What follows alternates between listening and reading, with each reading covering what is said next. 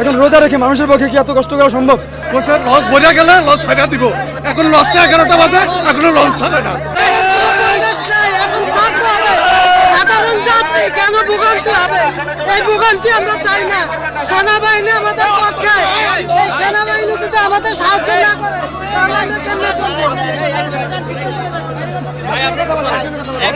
সকাল 6টা লসটা ভিড়াইছে, সব লোক উঠাইছে, বলছে লস বোঝা গেলে লস ছাড়া দিব, এখন 11টা বাজে, ভিতরে কোনো একটা জায়গা নাই, ভিতরে কোনো একটা জায়গা নাই ভাড়া দেওয়ার, এখন লসটা 11টা বাজে, এখনো লস ছাড়ে না।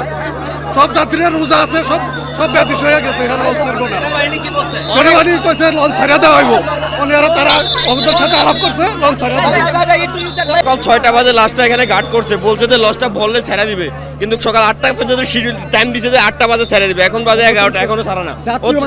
যাত্রী অতিরিক্ত যাত্রী, এখন ভিতরে বাচ্চারা গরমে অনেক বাচ্চা অসুস্থ হয়ে যেতেছে, তাদেরকে গায়ে কোনো কথা লাগতেছে না। রোজা রেখে লঞ্চে আসছে, অনেক কষ্ট হচ্ছে, মানুষ অনেক বয়স্ক লোক আছে, মুরব্বী, ওনারা বলতেছে বাবা গরমে অনেক মানুষের প্রেশার, অনেক চাপ, এই জন্য মানুষ অনেক ক্লান্তি হয়েছে, কিন্তু লঞ্চটা ভরে গেছে, এখন যদি লঞ্চটা ছেড়ে দেয় তাড়াতাড়ি তাহলে হচ্ছে মানুষ স্বাচ্ছন্দ্যে যেতে পারে, ঠিক আছে?